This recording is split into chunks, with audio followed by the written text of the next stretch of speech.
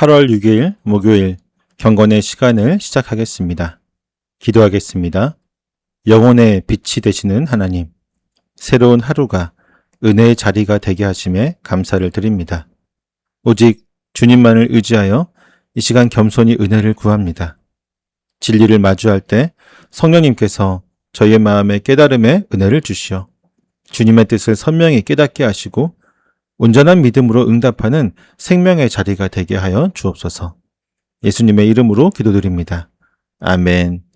민수기 8장 1절에서 13절까지의 말씀을 보겠습니다. 같이 읽습니다. 주님께서 모세에게 말씀하셨다. 아론에게 말하여라. 너는 그에게 등잔을 밝힐 때에는 등잔 7개가 등잔대 앞 맞은 쪽을 비추게 차려놓으라고 일러라. 아론은 그대로 하여 주님께서 모세에게 명하신 대로 등잔이 등잔대 앞 맞은 쪽을 비추게 차려놓았다. 등잔대는 금을 두드려서 만들었다. 줄기뿐만 아니라 꽃잎 모양 받침대도 모두 망치로 두드려서 만들었다. 주님께서 모세에게 보여주신 견본대로 등잔대를 만들었다. 주님께서 모세에게 말씀하셨다.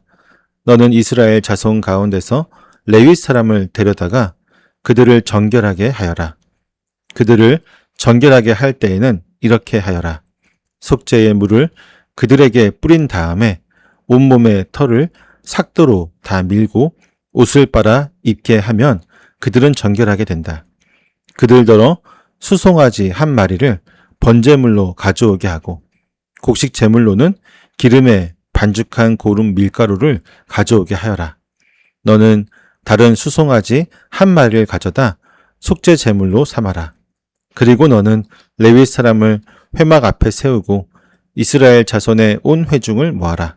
내가 레위 사람을 주 앞에 세우면 이스라엘 자손이 레위 사람에게 그들의 손을 얹을 것이다. 그러면 아론이 이스라엘 자손을 위하여 레위 사람을 흔들어 바치는 제물로 주 앞에 바쳐야 한다. 이렇게 한 다음에야 레위 사람이 주를 섬기는 일을 맡아 할 수 있다. 너는 레위 사람이 수송아지 머리 위에 손을 얹은 다음에 한 마리는 속죄 제물로 한 마리는 번제 제물로 나 주에게 바쳐서 레위 사람의 죄를 속하도록 하여라. 너는 또 레위 사람을 아론과 그의 아들들 앞에 세우고 나 주에게 흔들어 바치는 제물로 그들을 바쳐라. 아멘. 하나님은 아론에게 7개의 등잔 불빛이 등잔대 앞을 비추도록 명령하십니다. 이 등잔대는 여러 조각을 덧대어 만든 것이 아니라 정금 한 덩어리를 온전히 두드려 만든 기구입니다. 줄기와 꽃잎 모양을 갖춘 이 등잔대는 에덴 동산의 생명나무를 형상화하여 성소 전체를 밝히는 하나님의 완전한 임재와 생명을 상징하는 것입니다. 모세가 시내산에서 확인한 하늘의 양식을 한치의 오차도 없이 그대로 구현한 결과입니다. 성막 안에 거룩한 직무는 짙은 어둠 속이나 인간의 어설픈 열심으로 진행할 수 없습니다. 등잔대의 빛이 진설병과 향단을 환하게 밝히듯 철저하게 하나님의 지시를 따르고 그분이 비추시는 진리의 빛 아래에서만 온전한 성금이 가능합니다.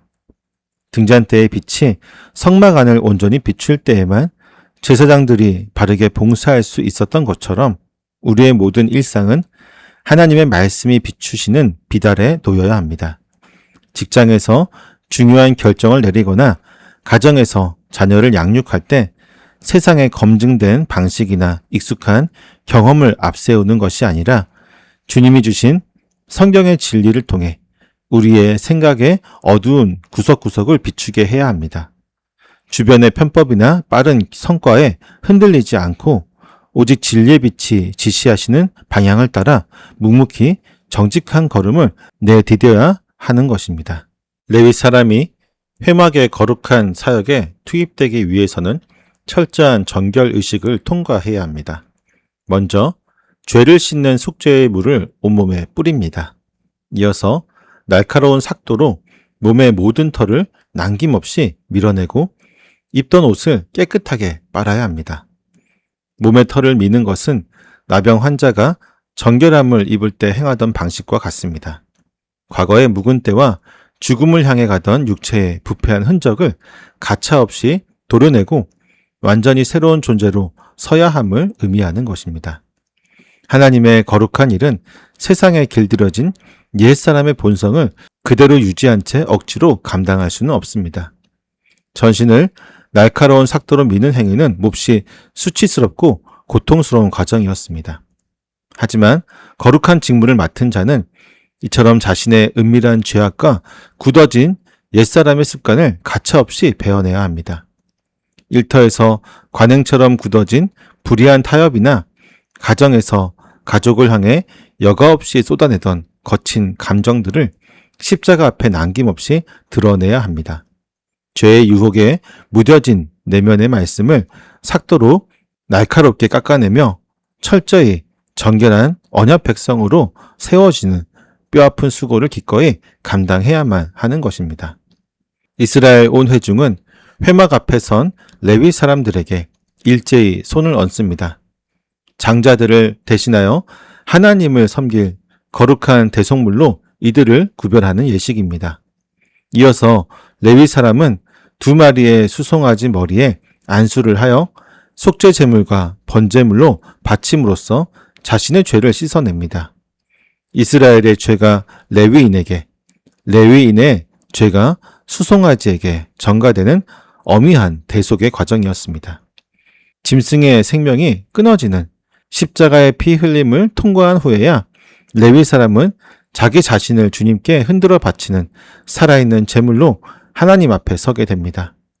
레위 사람의 섬김은 온 회중의 안수와 수송아지의 죽음이라는 무거운 대속의 은혜 위에서 출발합니다. 우리의 모든 직분과 삶의 책임 역시 십자가에서 피 흘리신 그리스도의 생명이라는 값비싼 대가 위에 세워져 있습니다. 그러므로 남들이 알려주지 않는 직장의 고단한 업무나 끝이 보이지 않는 가사노동 속에서 우리의 자존심을 내세우며 불평할 권리가 우리에게는 없습니다. 우리를 살리신 그 대속의 은혜에 철저히 기대어 오늘 우리에게 주어진 삶의 모든 책임을 주님께 온전히 바치는 거룩한 제물로 감당해야 할 것입니다. 레위 사람의 임직은 정금 등잔대의 빛 아래서 시작되었습니다. 속죄물과 날카로운 삭도로 부패한 흔적을 가차없이 깎아내고 짐승의 피가 쏟아내는 대속의 과정을 통과하여 자신을 제물로 구별하는 엄격한 예식이었습니다. 스스로의 의로움이나 공로가 개입될 틈이 조금도 허락되지 않았습니다.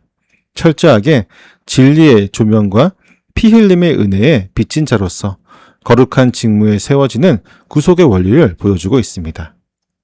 영원한 대제사장이신 그리스도의 피 흘림으로 부름받은 우리의 일상도 이와 정확히 맞닿아 있습니다. 우리는 매일 눈을 뜨며 내가 내 삶의 주인이라는 교만한 착각과 치열하게 싸워야 합니다. 직장에서의 고단한 업무와 가정에서의 수고를 우리의 이익과 성취를 위한 도구로 삼으려고 하는 완악한 본성을 마주하게 됩니다. 우리의 감정과 경험을 앞세워 섣부르게 움직이려는 조급함을 멈추어야 할 것입니다. 매일 주님의 말씀의 조명 아래 우리의 은밀한 욕망을 낱낱이 드러내고 세상에 길들여진 편법과 굳어진 마음을 말씀의 삭도로 뼈를 깎듯이 도려내는 고통을 기꺼이 감내해야 합니다. 우리가 땀 흘려 서 있는 모든 삶의 자리는 예수 그리스도께서 십자가에서 생명을 내어 주심으로 우리에게 위탁하신 거룩한 사명의 터전입니다. 남들이 알아주지 않는 억울함이나 끝없이 반복되는 일상의 피로 속에서 우리의 자존심을 내세우며 불평할 권리가 우리에게는 없습니다. 오늘 하루도 오직 우리를 살리신 대속의 은혜에 철저히 기대어서 우리에게 허락된 삶의 현장을 주님이 기쁘게 연락하시는 흠없는 산 제사로 드릴 수 있기를 소망합니다. 기도하겠습니다. 거룩함으로 이끄시는 하나님, 십자가의 귀한 보혈로 부패한 옛사람의 흔적을 씻어주시고 영광스러운 진리의 빛 아래에서 저희를 온전한 제물로 빚어주시는 크신 은혜에 감사드립니다. 이처럼 거룩한 백성으로 부르심을 받았음에도 저희는 세상에 익숙한 방식에 머물기를 고집하며 옛사람의 부패한 본성을 깎아내는 뼈아픈 수고를 피하려 하였습니다. 또한 값없이 주신 구속의 사랑을 잊은 채 고단한 일상과 섬김의 자리에서 얄팍한 자존심을 앞세워 원망하였음을 고백하오니 용서하여 주시옵소서. 저희의 모든 생각과 계획이 진리의 빛 아래에서 온전히 놓이게 하여 주시고 날마다 주어지는 말씀으로 묻어진 죄의 습관들을 단호히 도려내게 하여 주옵소서. 비록 남들이 알아주지 않는 일상일지라도 저희를 살리신 대속의 긍휼에 철저히 기대어 묵묵히 감당하는 오늘 하루의 수고가 주님이 기쁘시게 받으시는 제사가 되게 하여 주옵소서. 예수님의 이름으로 기도드립니다. 아멘.